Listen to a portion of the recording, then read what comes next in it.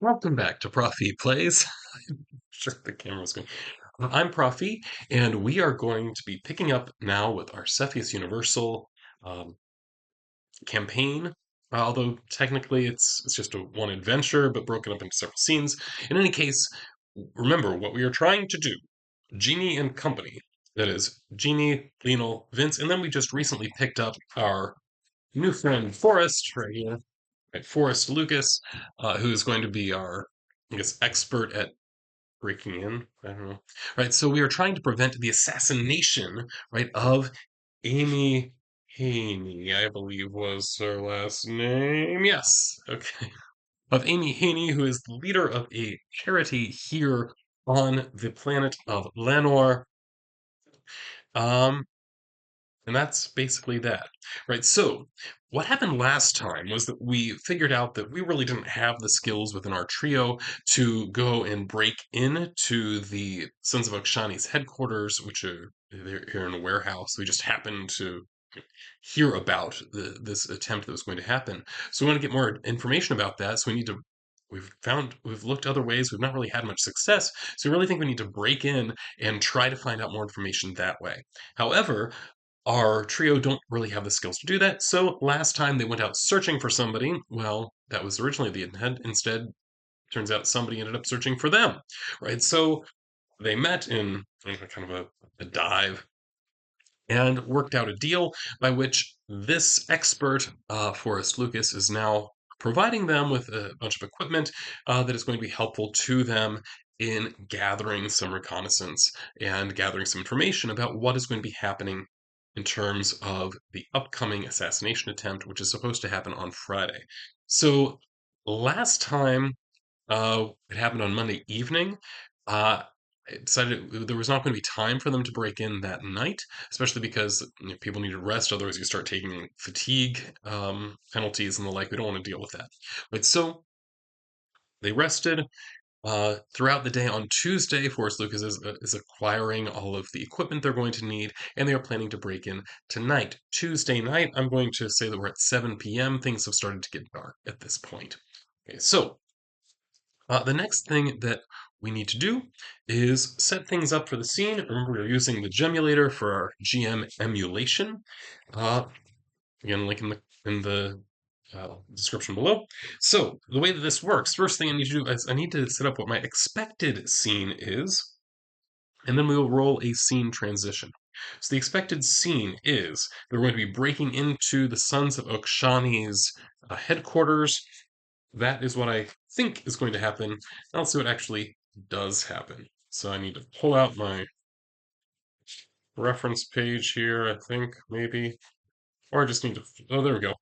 So my quick reference page for Gemulator right here. And here's what we've got. So I roll a D100. I would say that I was successful last time. Last time, after the scene changed, so things were more positive than expected, uh, my goal became to negotiate a good deal. Being given a bunch of equipment, that seems like a good deal. So I'm going to say this was a positive outcome, which then means this scene transition roll we would do at a -10. Basically, the lower your number is, the more positive the result will be. So this does kind of have some of that quality of momentum that happens here, right? So if things are under control, things tend to stay good for you. If things start to get out of your control, things tend to stay bad for you. It doesn't snowball quite as much as it does with something like a Mythic GM emulator, which is a very popular emulator. Okay, well, let's see what we've got here. So I've got oh 06 is what I rolled. That's really low. Okay. Right, so that tells us there is no change. So if there's no change, I don't need to roll focus or anything like that. All right. So the scene happens as expected. Okay, so scene transition. I'm just going to put a big old goose egg there. So I'm just going to say no change. So the expected location here is naturally going to be the Sons of Okshani headquarters, which we know is basically just like a warehouse in the warehouse district of Lenore City.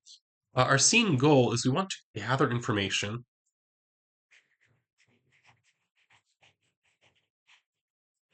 about this assassination attempt.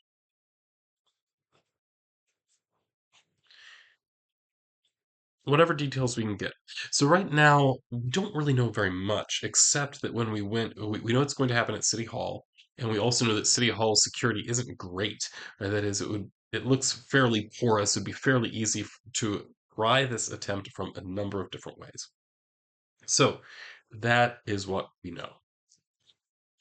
It'd be nice to know some details as to what the plan is, so that way we can have perhaps some chance of foiling it sometime in the course of the next 3 days. Okay. All right. Although we don't know what time it's going to happen on Friday, it might happen, I don't know, 9 o'clock in the morning. I don't know, it's possible. Okay. Right, so let's go ahead and get some information here. So the first thing I want to know, so I think I'm going to be rolling some on Oracle tables. So as we approach, now we know in the past, I think it was like afternoon when we tried to get recruited by the Sons of Okshani, so we could kind of uh, do this reconnaissance from the inside. I want to say it was afternoon that we tried that, and it didn't work. So we know there were guards posted at that point in time. So are there also clear guards posted, like at the entrance? I don't think we're going to go through the entrance. That'd be stupid. But nonetheless, it'd be nice to know if there are people around. Right. So are there guards posted here? That seems likely, or the very perhaps even very likely to me. So I'm going to go ahead and roll here on my table. I'm going to say very likely, and I ended up rolling 09, which is really low. That's a no. Hmm. So we don't see any guards posted here at the main entrance to this building, which feels weird to me. Now, because it's not super late, it's like 7 o'clock in the evening. I mean, maybe they're getting dinner. I don't know. Okay, so things appear relatively unguarded. Now, we do have a couple pieces of equipment that may be useful to us here. So, one thing that Forrest Lucas did um, acquire for us all was one, we have night vision goggles. Two, this is just kind of what I decided we'd get. Night vision goggles. Everybody gets that. Everybody gets an optic probe, right? So effectively, like more or less like a camera, right, that is on a piece of fiber optic cable, that kind of thing. A laser ear, which I really like this. This is a cool piece of technology. Right, so what a laser ear does, right? You shoot this laser at a wall, and then it captures the vibrations from that wall, so you can hear whatever conversations are happening inside. And then everybody gets a headset radio that way they can communicate with each other if they happen to have to separate as they are moving through the building. Okay, so our first question was whether there are guards posted. The answer, surprisingly, was no. So what I would like to do now is maybe use the laser because we can use that from pretty far away. And I just want us to test kind of different areas around the warehouse to see if we can find maybe somebody's having a conversation in one of the outer rooms, in which case it would be susceptible to this laser ear. Now, one thing that I want to keep in mind is that this technology is not unknown. Certainly, a well organized um, group like the Sons of Okshani would be aware of this technology, would probably have it themselves. So it's very likely if they're having important conversations that they would be deeper in so that you couldn't use a laser ear from, say, down the block or something like that and hear their conversations. So that in my mind makes it unlikely they're going to get anything. But let's find out. Okay, so is it unlikely? Unlikely or very unlikely? I'm going to say just unlikely. I got a 10. A 10 is no and, right? So we can just think of that as the intensified no. Or let's go ahead and roll for focus on that and. So the focus on the and is a 7. 7 would be the scene goal. So it's not, so something related to gathering information. I can't think of anything, so I'm just going to say that's an extreme no, right? So that just means we don't hear anything, right? So it's not just we don't hear conversations happening, but we don't hear footsteps inside that building, which means there might be nobody in it. That's very possible. So this might be a time for us to consider possibly breaking in. Seems like a reasonable thing to do at this point in time. Okay. So I have here, Forrest is going to be the one in charge of this. I think it would be really dumb for us to try to go through the front door. So I want to see, like, is there a back door or side door? That seems extremely likely. So I'm going to say almost certain. But I like to roll dice. So is there a back or side door? 35. The answer is yes on the almost certain categorization. So yes. So who do find a back door, side door, something like that? Say back door. And then we can start trying to work his magic. So what Forrest is going to try to do, he has with him a security kit, right, which can be used, among other things, for things like picking through a lock, whatever the type of lock happens to be, and he also has some security skill as well. Now, I think, what is the quality of this lock going to be? Because naturally, the higher the quality of the lock, the harder it's going to be to get through. I'm just going to say, just for the sake of simplicity, that the benefit of the security kit is going to offset whatever the difficulty of the lock is. So effectively, you'll have two dice modifiers, one for the difficulty of the lock, one for the benefit of having the right equipment with the security kit. Take those two, cancel them out. That's how I'm going to handle this, which means that he's just rolling at a +2 because he does have 2 levels of security skill. Now, our target number here is 8. So can he roll to get this +2 as 8 or higher? If so, then we are in. Otherwise, I'm going to have to figure out what bad thing happens. Seriously. So we needed 8. Got 7. So close. Okay. So a couple of things we can do. One, so we could just say some time passed. That's a possibility. So he did spend some time doing this. How long did he spend? Let's just say this would be a matter of minutes. It took 6 minutes for him to try that. So the clock is ticking. Now, I don't necessarily think that anything got triggered at this point because it wasn't a terrible failure. So it's not like, oh no, you tripped the security system, that kind of thing. Right? So that's not, I wouldn't interpret it that way. I'm more inclined to say we just killed some time. So he's gonna have to make another attempt. Okay, so that other attempt, let's see what we do here. Again, we need to get a total of 8 or higher. 7 plus 2 gives us 9, right? So we do manage to get in, and it took a total of 7 minutes. So he does some stuff, and Genie's like, okay, are we in? No, not yet. That didn't work. I'm gonna have to try something else. Whatever the next thing is that he tries, it takes him about a minute, and the lock pops. They're in. Okay, so they head into the warehouse.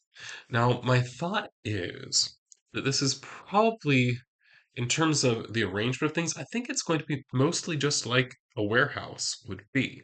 So there's probably like a bunch of boxes around, that kind of stuff. I'm going to assume the lights are probably off. That's a good question. Right now that we're in, like, is there anybody here? Given everything we've heard to this point, it seems actually unlikely. It seems like whoever would normally be here at this time of day just is not here for whatever reason. So I'm going to go ahead and roll that. And I'm going to say it's seems very unlikely that there is anybody here. I rolled a 37. A 37 says no, there's nobody here. Okay, so there is in fact nobody here, at least in the area that we can see. So what we can see is a number of boxes piled around, right? I imagine there's kind of a catwalk up on a second level. There's some inner offices, that kind of thing, where foremen would be located, and that's also where I would expect there would be any of the more private conversations would probably happen in those offices. Now, another question that I would have here is, are the lights on? This one I could see going either way. So let's just go ahead and roll it. If I roll less than 50, or 50 or less, let's just say the answer is no. Are the lights on? The lights are on. Okay, well that's important for us to know because we're gonna have to like try to maintain some level of cover because we don't want people to see. Okay, are there windows? Warehouses very rarely would have significant windows, I wouldn't think. So it seems unlikely that there are windows. Probably, yeah, well, there might be. Let's just check. So I'm going to say there it's unlikely that there are windows, and then we'll roll that one. Just trying to build the scene a little bit. 89 would be a yes. Right? Even though it's unlikely, yes, there are windows. Okay, so there are some windows around. The lights are on, so we would have actually already known that. Uh, which actually means that if we could get reasonable vision in, we would see that there was nobody. Okay, so we had to break in because, again, there was a lock. But it doesn't look like there's anybody home as far as we can tell. Now, at this point, it is possible for us to use the laser ear on these inner rooms. So the question is, are there conversations happening, or are there any sounds that we pick up that would be significant from those inner rooms? Let's find out. I'm going to say that the odds of this one are actually very unlikely at this point. Uh, if there's nobody on the outside of this, it feels weird that there would be a conversation going on inside when there aren't even guards posted. So let's see. 97! 97? Seriously? So even though it's very unlikely, 97 is still a yes. I'm curious, like, even if I said almost impossible, I'm just curious. Okay, even if I had said almost impossible, 97 would still be a yes. It's just a plain yes, no and, no but still, that's surprising to me. So apparently there is conversation happening in one of these offices. Now, I mean, we can listen in on it, I suppose. So let's listen in. Uh, um, I guess the question would be, is the conversation that we overhear, is it immediately relevant to the reason that we're here? So that'd be a, I'm just going to say a 50-50. It might be, but it's a big organization. They have lots of stuff going on. It doesn't have to be about the fascination. So 50-50 or unknown, 36. So 36 would be, it's just a plain no. So no, so they're having conversations, but it's about something else entirely. Kind of curious what it's about. So let's find out. So we go over here this conversation. The conversation is about approach 90, knowingly 18, grow 37, knowingly grow surprise. All right, so it sounds to me, okay, knowingly grow surprise. I mean, but this is not related to the assassination attempt. We've already established that. So, I mean, the obvious thing is that there's some kind of ambush they're planning to do. Um, but it must be on somebody else.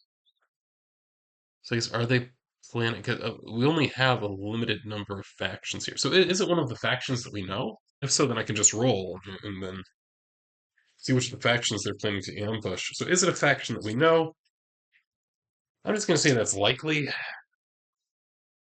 85 says yes. So it is one of the factions we know. I'm just going to roll uh, a d6. So just say that I have the factions listed here. So it's obviously not Sons of Okshani, so I'm just going to roll it. So 1, 2 is Servants of Des, 3, 4 would be Pandorans, and 5, 6 would be the Peacekeepers.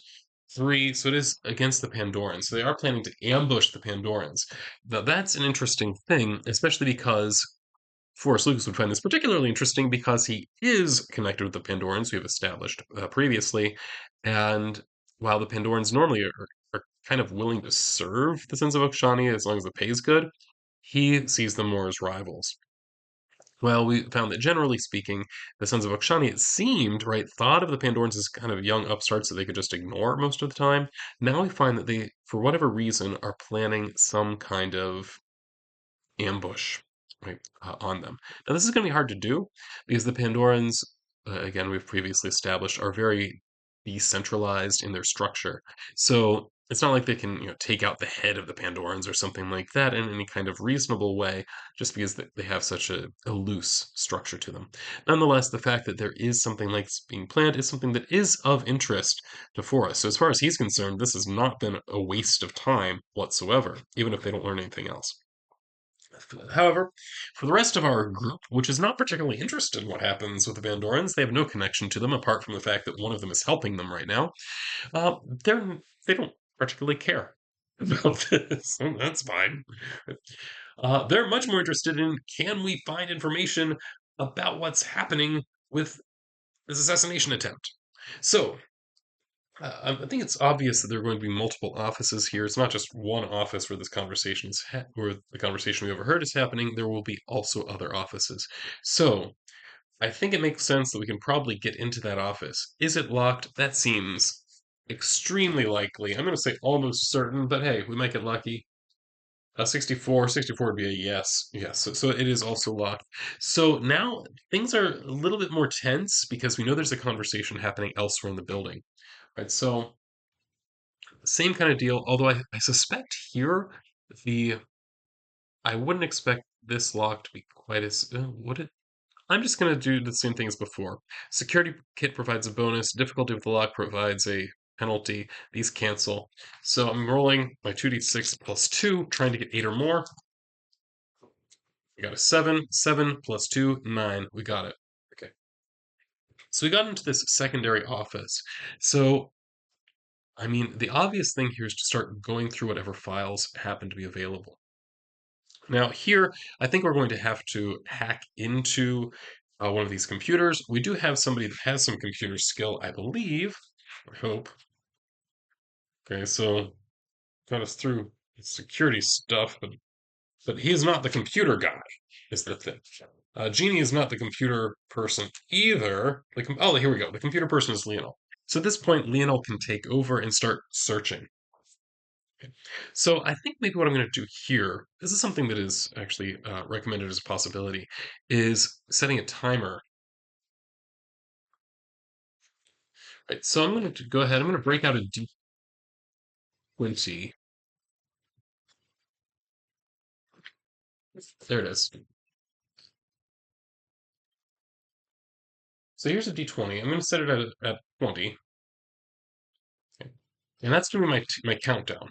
So every time I have to roll, right, that's going to get knocked down by a D6. If I hit 0 before we get in, then, well, I mean, whenever I hit 0, we get discovered by the other people that are here. So this could go lots of ways. So at this point, Lionel takes over. He's one that has some computer skill. He's not super high skilled in it, but he does have a level, so at least he's not taking a penalty. Right. So, and in terms of does he have anything useful here? He doesn't have any particular equipment that's good for hacking or anything like that. So he's just, I guess, just going for it. Far as that goes. All right, and got real lucky. 8 plus 1. How long did it take? 2, so we're down to an 18 here. Well, I'm going to say, yeah. Yeah, he manages to get in and find if there is any information about this assassination on this particular computer. Now, it makes sense in this organization, computers are probably networked to some degree, right? So we don't have to be at a specific computer to get something that might have shared plans on it. So here, I'm not expecting like a detailed like schedule or something like that. Maybe I'll get real lucky, but I am expecting, or at least hoping, that we're going to find something like I don't know, marked up blueprints or something like not blueprints, but like marked up um, like plans for City Hall so we can see some sense of where they're planning to locate these kinds of things. This would be something we could possibly use. Or like if we could find a schedule, that'd be awesome. But I'm nothing on that. So here's the question. Right? So can we find information related to this particular assassination? I'm going to say it's likely that we can. Not necessarily very likely, but likely. 74 under likely would be a yes, right? So we do find some information related to the assassination attempt. So the question is, what do we learn about that? Right. So there's all kinds of possibilities. So I'm trying to think. I'm going to roll on.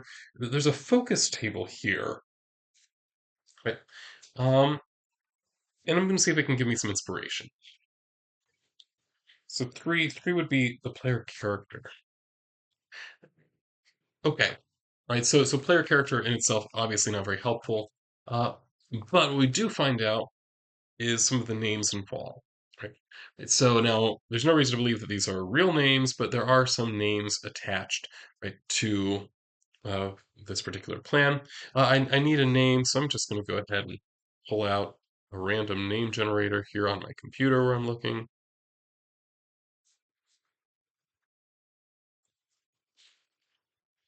Random name generator.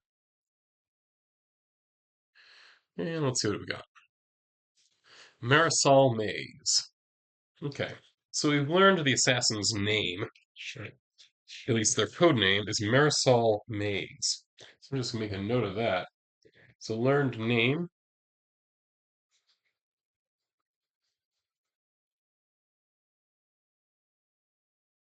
I kind of want to keep looking though, because just knowing the person's name isn't particularly helpful unless I knew who they were, but that seems really unlikely. I don't think that we're going to be, oh, well, I know them.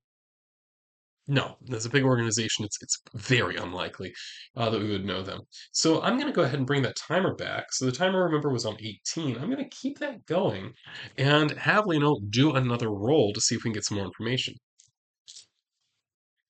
Okay, that was a total of 10. 10 plus 1, 11. Yes.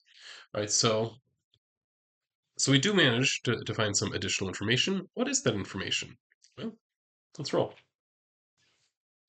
7. So using that same focus table, I laid this thing down closed. Scene goal. Well, I mean, okay, that means it's going to be very directly relevant to what we want. Okay. So I think, yeah, the most useful thing to me is some kind of schematic that is going to tell us where they're going to have snipers or whoever the assassin is, where they're going to be located. So that's what I'm going to say we found. Right, so we found kind of the name of the person that is going to be carrying out this assassination. We also found specific locations in City Hall where they'll be located. So here's the question. So it is perfectly believable to me that if they really want to take this person out, they would have multiple people there. Right? So it's not just one lone person. This is an organization. They are going to have probably a backup or two here. So that's a question. So I'm just going to say, do they have multiple assassins lined up? I'm going to say it's likely. Oh, I got that's a 9. This is a 0, I'd say. It's a no. Right. So it's just Marisol Mays, and I just accidentally did that. Oh, I forgot to count down 2 more. So we're down to 16. Right. So apparently, it's just Marisol. Okay. So it's not locations; it's location. Right. So we know where they're going to be located. Marisol. I'm going to say she. Right. So where she's going to be located, and also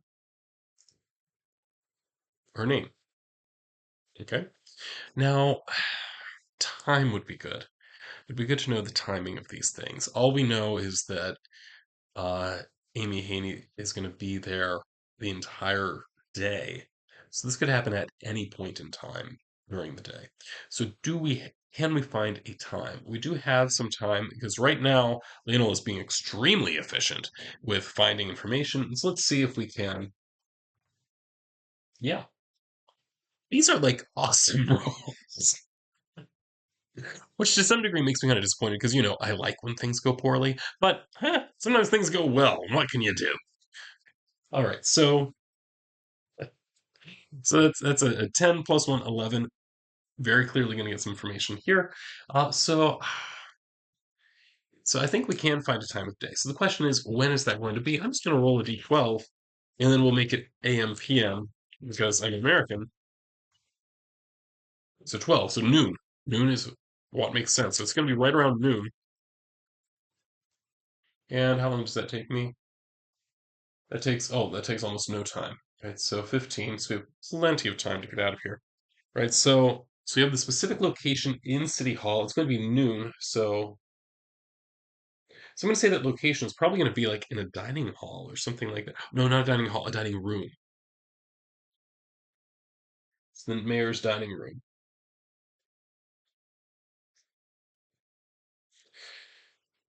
All right. So we know somehow Marisol Mays is going to end up in the mayor's dining room. Noon is when this assassination is going to happen, and planning to take out. I'm guessing it's a lunch meeting or something like that. And at that point, Amy Haney should be done. So that is the plan. So now we have to figure out what we're going to do with this information. But that's something I can think about off camera. So for right now, I think it's a good place to wrap. What I think it would make sense for us maybe to try to track down. Wait, we have time. Never mind. This is not a good place to end it. We need to find out more about Marisol Mays because, if possible, we might possibly be able, if we know what she looks like, we can detain her prior to when everything's supposed to go down, and that would effectively prevent the assassination. So that's what I'm thinking. If we can time this right, we might be able to prevent things that way. Now, I don't think we can do that tomorrow because then we'll just fill somebody else in. This is going to have to wait till Friday. But let's see if we can find that information. We do have some time because Lionel is being awesome at. So can we find a picture or some kind of information, or like aliases or something that we can attach to this person? Right, so let's see. Another 10. So there'll be a total of 11. Yes, yes, I think that we can manage. We find a few aliases, and through these, we can find a picture of what Marisol Mays looks like. So we could, in fact, identify her, assuming that she's not totally disguised or something like that. I assume that there will be some attempt to disguise her, probably, but I think that we have good enough information that we'll be able to recognize who she is. Right, so we learned not just name and face as well. So learned face and name of the assassin.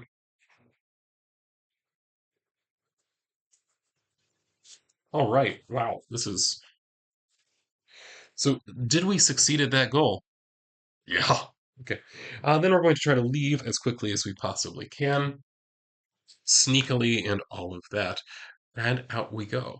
Now, I do want to have the possibility for something to go wrong on the way out. So I think what I'm going to do, as we're sneaking, right, I'm going to say that we have to make a dex throw. So right now we have Genie's dex is an 8. Lionel's is a 5. So I think this is one of those where like we're all trying to sneak back out. I think Lionel's the one that's most likely to cause problems for us. Okay, so I'm going to have him roll for dexterity to see if we manage to sneak out without causing any alarm or anything. So let's see how badly this goes. Is that a -1? Okay, there's the bad one. Eventually. Okay, so a 2 minus 1 is a 1. You're aiming for 8. So the effect here, that'd be the difference between the two, is a -7. That's real bad. So generally speaking, once you hit -6, that indicates an exceptional failure, right? So what I was imagining is that if he just barely failed, like, that's okay, right? And there'd be some noise or something. Somebody might be tipped off. Okay, there was somebody here. This is like setting off an alarm, right? So I'm thinking an alarm goes off, and we're going to find ourselves facing whoever it is that was up in that room. But that's for next time. All right. So until then, this is Prof E signing off.